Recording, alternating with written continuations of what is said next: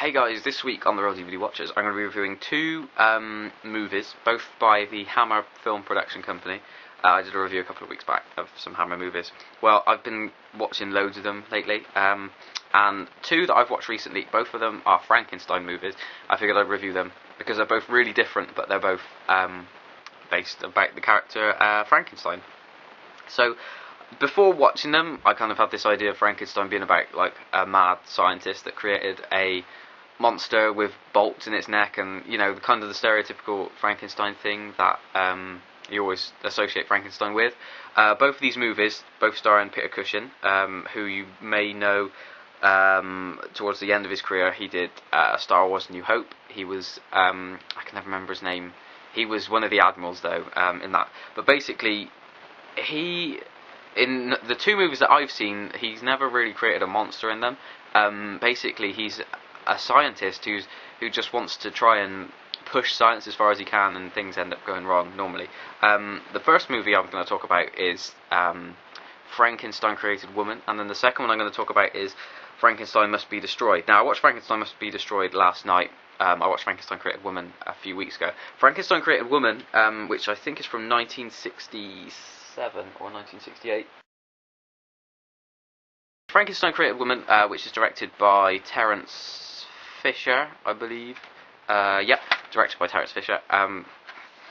It's basically Frankenstein in this movie, in Frankenstein Created Woman, is kind of he's quite likable. He's kind of a likable guy. He's this scientist. He's very kind of upper class and posh, and kind of speaks down to people, but he's likable at the same time. He's kind of got this fatherly kind of attitude about him.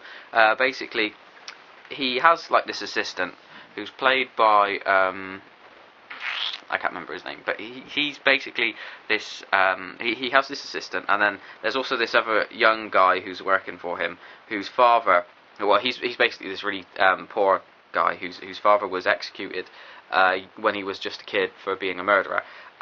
One day, Frankenstein sends him down to a cafe to get him a bottle of champagne to celebrate that he's mastered this technique of freezing the soul of a dead person's body, and then trying to figure out that he could actually transfer a soul into another body. So technically the person could carry on living in another body. So he sends this kid off to get champagne, and whilst he's there, he meets this girl who he's in love with, who's kind of got this deformed face, and this group of thugs, well, not thugs, they're kind of really posh, I don't know what you'd call them, students or something, who are in the cafe, who basically just abuse the cafe owner and are horrible to the girl. Anyway, the guy who works for Frankenstein, he ends up getting angry and attacks them, and all this stuff transpires, and eventually it leads up to the boy being executed, and Frankenstein decides to take the boy's body, take the soul out of him, and to put it in another body. Now, when the girl who's got the deformed face finds out that her partner has been executed, she kills herself, and they take her body from the river, and this group of townspeople take it to Frankenstein as if he can help. They basically say, "Can you help her?" And he's like, "No, she's dead." But he takes the body anyway, and he transfers the soul of his assistant into the body of the girl. Now, after that technical thing, which takes about an hour of the movie, the girl isn't quite right, and it actually leads on to her murdering the gang of posh people that were really horrible to her, and led up to the death of her boyfriend. So it's got this really great ending to it, which I don't want to kind of ruin, but the whole movie has this really great kind of, I don't know, it's written really well. It feels like a complete movie. There's no loose ends left over. It's just really, it's got kind of, I don't want to say fairy tale, because it doesn't necessarily feel like a fairy tale, but it feels like the kind of story that someone would tell you. You know, it doesn't really have any moments that don't feel like they should be there. It just flows really nicely, and it's just a really great movie, and it's probably the best Hammer movie that I've seen. It's just, yeah, it's been a while since I watched it, and I want to watch it again, but it's I don't know, it's just got this really great vibe to it, and it just feels really complete and whole. But the second movie that I was going to review, Frankenstein Must Be Destroyed, which is from 1969, is very different, a lot darker. It's directed by Terrence Fisher, and it still stars Peter Cushing as Frankenstein, but he's much darker, evil character in this movie, whereas in the Frankenstein Created Woman he's quite kind of likable and kind of fatherly. In this one he resorts to like blackmail. He's a rapist. He murders people. He's just really evil, a horrible man. And it's crazy that this actor can play the same character just completely different.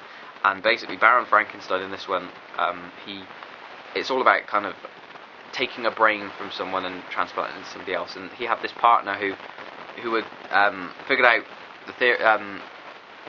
a way of freezing the brain without damaging any of the brain cells, but the guy who figured this out had gone mentally insane, so he's in like a mental asylum, and Frankenstein uses this couple who he stays in their house, and he blackmails them into breaking this guy free from the asylum and committing all these murders and horrible things, and he actually rapes the girl who he's with, which is a really weird scene. It kind of feels out of place, but at the same time I can understand why they put it in, even though it's horrible, that they want to make him seem as evil as possible, but at the same time, because he's so obsessed with this science and trying to get this thing done, it kind of, I don't know, to me it felt as though that wouldn't be something that he wouldn't really consider doing that. He wouldn't really be interested in that, if you get what I mean, because he's so obsessed with this science and stuff. You wouldn't have thought that would be going on in his head as well, but apparently it is. Even though I think Peter Cushing and the actress who played the girl in it weren't that keen on that scene being in it. The producers or something were insistent that they wanted that in there, which sounds kind of strange because it's not normally something that you hear producers forcing into a movie. But yeah, it's a lot different to Frankenstein's daughter.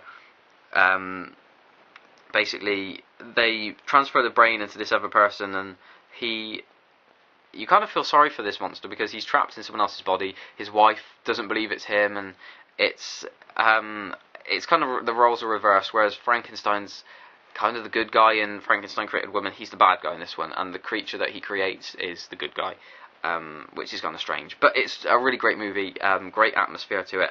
It's definitely one that, again, is going to glue you to your seat and you're going to enjoy watching.